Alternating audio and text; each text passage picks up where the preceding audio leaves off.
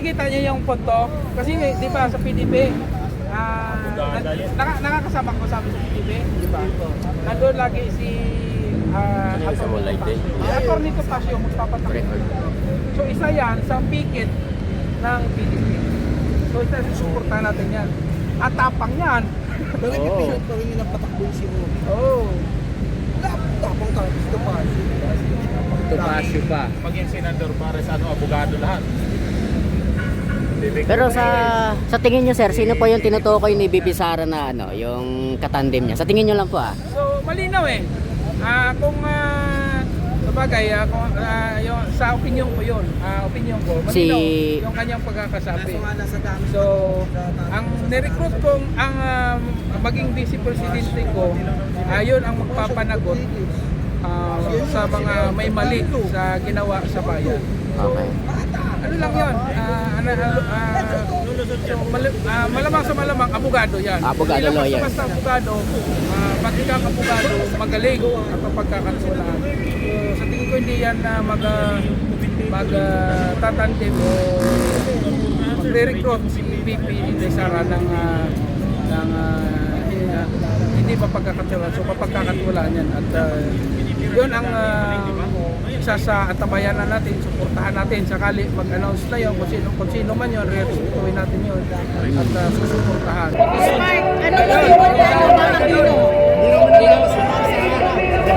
Ay talagang hindi mananalo si BP Sara kung palakyan ang nakaw. Pero kung nagmamahal sa bayan ng pag-usapan, wala sila at Larry Gadon. Sabi nga ni Larry Gadon, bakit si BP Sara hindi madisbar-disbar? Katakot-takot na pagmumura ang ginagawa niya. Si BP Sara, nagmumura pero matalino. May ginagawa. Si Gadon, nadisbar kasi bugok. Kaya lang naman nakapasan sa bar exam kasi nangopya nung nalaman ng na nangopya pala, bugok pala, nadisbar kagad. Kaya ngayon si Gadon, isang malaking bobo. Oo. Bugok! Bobo ng Pilipinas. Isang malaking bugok, bobo. Ay, bobo. Pambansang bobo. Pambansang bobo ng Pilipinas, Larry Gadon, bobo. Ano? Saan ka makakitang presidente sabi niya na adik? Ang galing-galing magsalita. Matalino ba yung tatawagin mo? Mabuhay ang mga Pilipinas! Ilan ba ang Pilipinas? 10! Isa lang ang Pilipinas pero milyon ang Pilipino na walang tiwala sa iyo, Bongbong Marcos. Diba? Sino ang pambansang bobo? Larry Gadon. Yan ang pambansang bobo sa Pilipinas, Larry Gadon. Sir, may iba tayo. Ano motibo ni Papa Aquino bakit nagayag siya na balik sa Pilipinas? Seryoso ba siya sa kanyang panyaya or kukuha siya na siya ng mga... Para lang makipag-plastikan, mga plastic man yan sila sabihin niya, kailangan ibalik si Pierre dito. Para sa next election, makatakbo naman siya ulit. Yes, tama. Di ba? Nasawit niya lang. Kaya itong mga estudyante na bumoto kay Papa Aquino, Bobo! mga bobo yan. Bugok! Kaya lang nila binoto si Papa Aquino dahil si Papa Aquino daw ang ng libreng kolehiyo. Kaya nga. Si PRRD nag-ano, pirma Ang principal author diyan, libreng kolehiyo na yan, si Ralph Recto. Kaya lang nasali dyan sila Papa Aquino kasi natural, Congress, senator sila pipirma sila doon. Hindi lang si Papa Aquino ang pumirma, lahat ang senator. Pangatlo, yan, isinulong din yan na batas ni Miriam Defensor kaso hindi na-aprobahan nung time ni Gloria kasi wala daw budget. Pumalit na naman si Noynoy Aquino, hindi aprobahan kasi wala daw budget. Dumating si PRRD, galit ang gabinete. Huwag mong pirmahan PRRD, walang budget ang Pilipinas.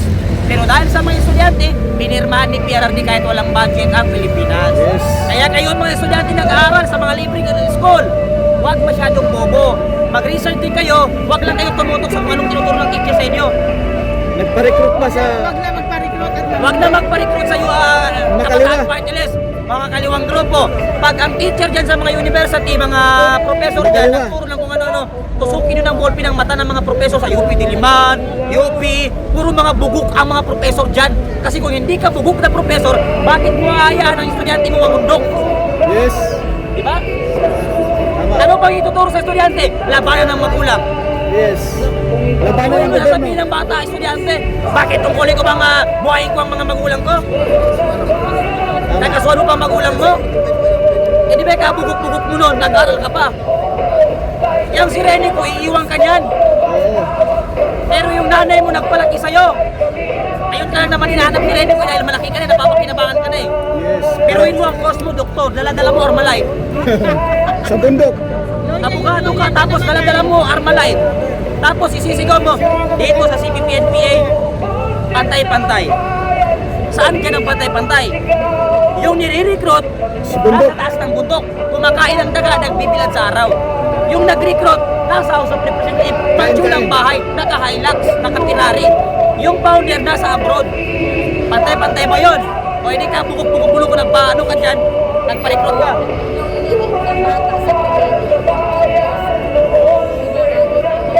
Ayem, yung sa San Pablo, grade 3 student, pinagtataga nila. Di ba? Tapos yung mag-inang pulis, pinatay din. Ang daming patayan ngayon. Bakit? Sinabi naman ng presidente natin, wala akong pakialam, magpatuloy lang kayo, baka kayo ginagawa ninyo. Kasi ang trabaho lang ni Marcos, magdakaw ng kaban ng bayan. Wala siyang pakialam kung magkamatay ng mga Pilipino. Mga estudyante kayo, pinapatay na. Yan ba ang gusto ng mga camping? Yan ba ang gusto ng mga dilawan? Galing ka ng school, uwi ka ng house, anong bahay mo? Tinambangan ka ng adik, tapos ginasa ka, nilagay ka sa drum, yan ba ang gusto mo? Ay hindi, sabi ni Risa, ikulong natin, tanggal rape. Tapos gawing santo ang adik. Lagyan ng museo. Oo. Biruin mo yung pagkakita ni Mama Kino pati ni Risa Ontiveros sa, Pero papunta nga. ano ba tawag dyan, rebulto ng adik, biglang nag-sign up krus ang tarantado. Tapos binasbasan pa nung adik na pare yung rebulto ng adik. Hindi pa napakali si Risa. Ginawan pa ng museum yung mga rapist. Yes.